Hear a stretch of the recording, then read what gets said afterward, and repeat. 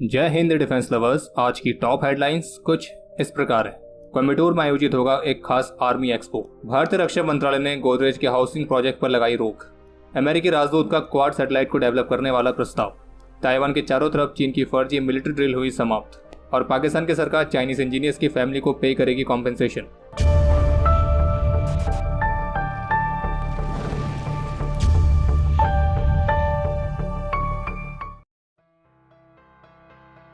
अट्ठाईस और 29 मई को कोयम्बटूर में इंडियन आर्मी और CDIIC एक खास तरह की आर्मी एक्सपो को आयोजित करेगी।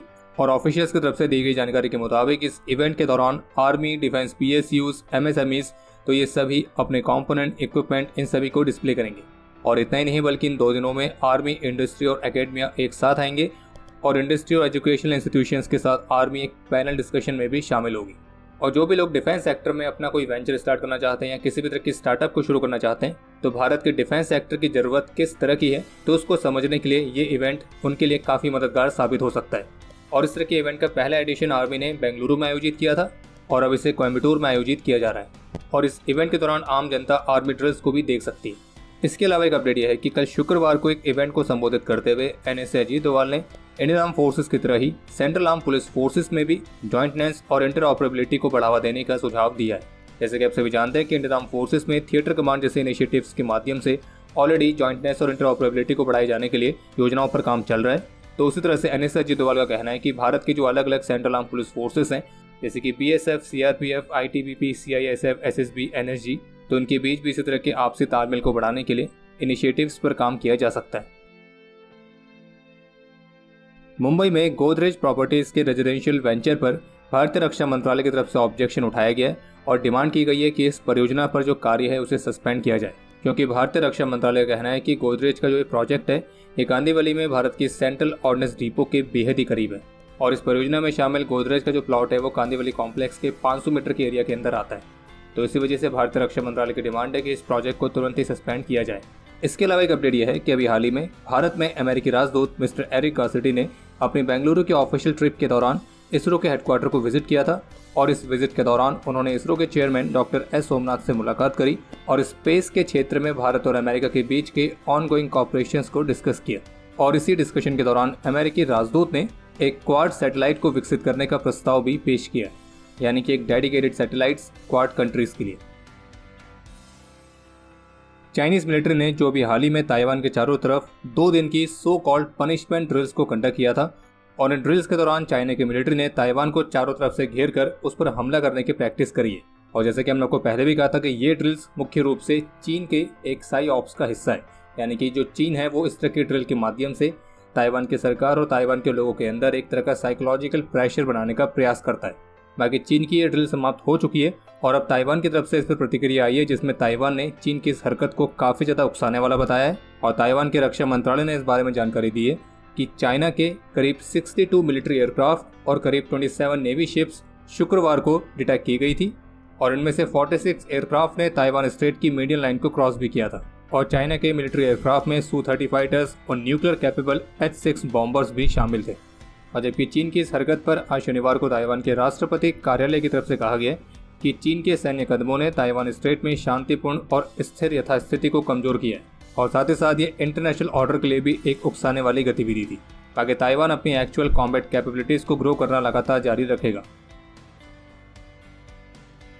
आज 25 मई को इंडियन नेवल एकेडमी में पासिंग आउट परेड आयोजित की गई थी और इस परेड की समीक्षा करी Indian air force chief air chief marshal VR Chaudhari ने।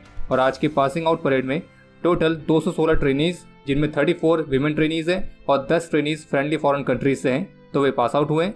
और जिन फ्रेंडली फॉरेन कंट्रीज के कैडेट्स पास आउट हुए हैं तो उन कंट्रीज में बांग्लादेश, श्रीलंका, मॉरिशियस, मालदीव्स और सेशल्स आते हैं। इसके अलावा एक अपडेट यह है कि कल 24 मई को बेंगलुरु में चीफ ऑफ डिफेंस स्टाफ ने aircraft and system testing establishments और एयरफोर्स टेस्ट पायलट्स स्कूल को विजिट किया था। और इस विजिट के दौरान चीफ ऑफ डिफेंस स्टाफ को aircraft and system testing establishment में चल रहे ऑनगोइंग ट्रायल्स और एयरफोर्स टेस्ट पायलट स्कूल की फ्लाइट टेस्ट ट्रेनिंग एक्टिविटीज़ के बारे में ब्रीफ किया गया और उनके सामने कई सारे प्रमुख स्वदेशी परियोजनाओं को भी डेमोन्स्ट्रेशन किया गया था, जिसमें इंडियन एयरफोर्स के ये 2 यूनिक इंस्टीट्यूशंस वर्क कर रहे हैं। और बाकी एयरफोर्स से याद आया, हमने हमारे क्लोथिंग साइट squadron.in पर कारगिल स्पेशल कलेक्शन में एक नया डिज़ाइन ऐड किया है जो कि इंस्पायर्ड है इंडियन एयरफोर्स के उन फाइटर जेट से जो कि मुख्य रूप से ऑपरेशन सफ़ेद सागर में स्ट्राइक करने के लिए इस्तेमाल किए गए थे। तो squadron.in पे जाके इस नए डिज़ाइन को चेकआउट करना ना भूलें और बाकी स्पेशल डिस्काउंट के लिए कूपन कोड याद रखें विजय। रॉयटर्स की तरफ से जारी रिपोर्ट के मुताबिक रशियन राष्ट्रपति व्लादिमीर पुतिन यूक्रेन के साथ नेगोशिएटेड सीज फायर के साथ युद्ध को रोकने के लिए तैयार हैं, लेकिन रशियन राष्ट्रपति Vladimir Putin current battlefield lines में ही सीज फायर चाहते हैं। और साथ में ये भी कहा गया कि अगर इस पर यूक्रेन और वेस्ट की तरफ से कोई रिस्पॉन्स नहीं आता है तो रशिया भी युद्ध की तैयारी जारी रखेगा। यानी कि आसान शब्दों में कहने का मतलब यह है कि रशिया के राष्ट्रपति का कहना है कि रशिया जितना लंबा चाहे उतना लंबे समय तक लड़ सकता है, और जबकि इसके साथ साथ इस युद्ध को रोकने के लिए रशिया सीज फायर के लिए भी तैयार है, लेकिन सीज फायर की कंडीशन कुछ ऐसी है कि वो ग्राउंड की मौजूदा रियलिटीज़ पर ही आधारित होगी, न कि इस बात पर कि एक साइड क्या चाहता है। इसके अलावा एक और इंटरेस्टिंग अपडेट है कि पाकिस्तान के प्रधानमंत्री शहबाज शरीफ अगले महीने सीपैक परियोजना के फेज 2 को डिस्कस करने के लिए चीन की ऑफिशियल विजिट पर होंगे।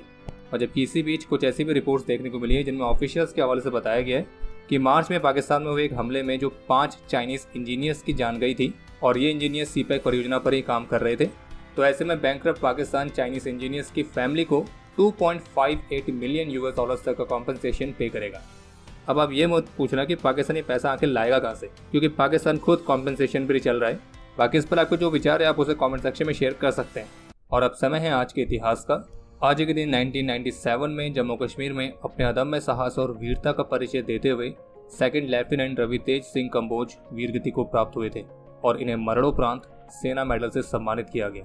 आज के दिन 2015 में जम्मू कश्मीर के कुलगांव में एक ऑपरेशन के दौरान अपने अदम्य साहस और वीरता का परिचय देते हुए सिपाही धर्मराम ने अपना सर्वोच्च बलिदान दिया था और इन्हें मरणोपरांत शौर्य चक्र से सम्मानित किया गया। और आपके लिए आज का प्रश्न यह है कि ऑपरेशन तलवार तो ये कब लॉन्च किया गया था।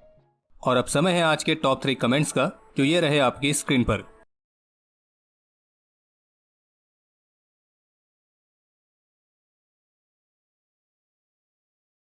तो हमारे आज के इस एपिसोड के लिए इतना ही। उम्मीद है आपको एपिसोड पसंद आया होगा। पसंद आया तो वीडियो को लाइक जरूर करें। कोई भी सुझाव या सवाल हो तो उसके लिए कमेंट सेक्शन ओपन है।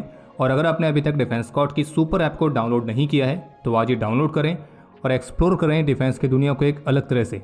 बाकी जल्द ही मिलेंगे नए एपिसोड के साथ। तब तक के लिए जय हिंद, जय भारत।